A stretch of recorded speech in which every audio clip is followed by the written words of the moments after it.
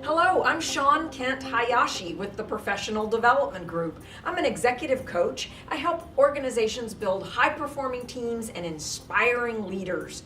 One of the competencies that we all need in order to be a professional in workplaces today is the skill of emotional intelligence. I'm getting ready to kick off a workshop on this topic for a high-performing team. You can see we're just about to kick off. Getting ready. Come along.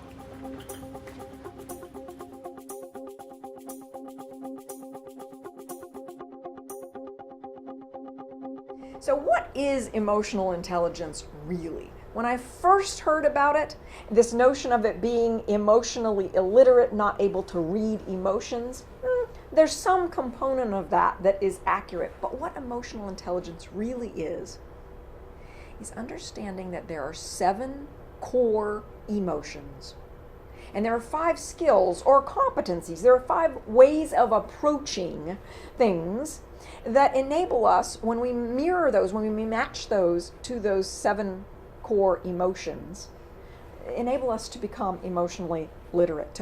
Today, I'm going to show you how to master the 7 core emotions and the 5 competencies of emotional intelligence so that you can begin to raise your emotional intelligence and impact trust, connectedness, collaboration in any team you're a part of. You recall I mentioned this idea of an emotions dictionary. I began to collect words that I thought belonged in the emotions dictionary. Words that describe emotion or words that trigger emotion. Words like anger, joy. How many words in the English language can you think of that have an emotion component to them? 100,000, yes. Sometimes people will say to me, 100. We'll do a range, right? And then inevitably somebody says, Shawn, don't all of them have the possibility of being an emotional trigger? And the answer is yes, all of them do. But way back then, when I was beginning to track this emotions dictionary, I had gotten to the point of about 1,000. And if somebody had stopped me at that time and said, hey, Shawn, what are you feeling right now? I said, oh my gosh, I just feel overwhelmed. I don't know which of these words to choose in this moment to describe what it is I'm actually feeling. I went and met with a PhD in emotional intelligence from the University of Pennsylvania, my alma mater, and he taught me that my notion of this emotional dictionary was a little out of date. There are actually 7 chemically identifiable states in the human body. And when we begin to learn those, love, joy, hope, envy, sadness, anger, fear, when we begin to think of it in that way, it becomes much easier to deal with. Rather than which of those 1,000 represent what I'm feeling in the moment, it's which of these 7 represent what I'm feeling right now. In order to take this awareness of emotional intelligence to a deeper level, we'll need to focus on 5 different skills. The first skill is the skill of self-awareness. This is where we're able to identify very clearly what we are feeling in the moment. So which of the emotions are you marinating in right now?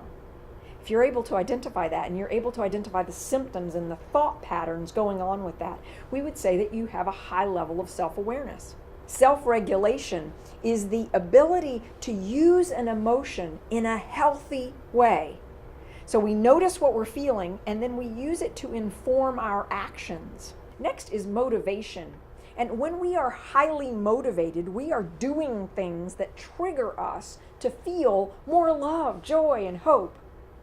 When we are highly motivated, we say yes to projects, assignments, opportunities, goals, relationships that trigger us in great ways. Empathy.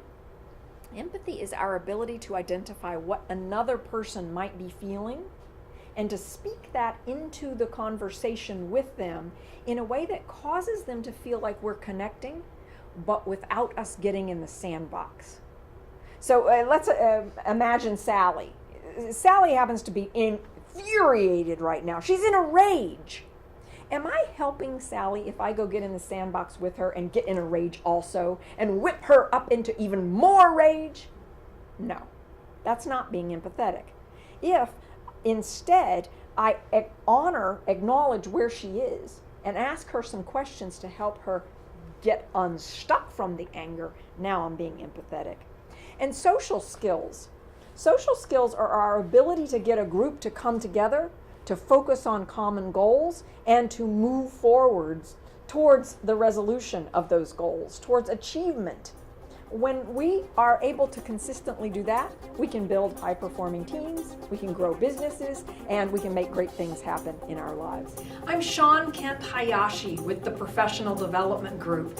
Thank you so much for joining me today. If you like this video, we'd be delighted to have you subscribe to our YouTube channel. Click that subscribe button below, and you'll also see there's a bell. If you click that bell, you'll be notified each time we post a video. If you've enjoyed the content, please give it a thumbs up.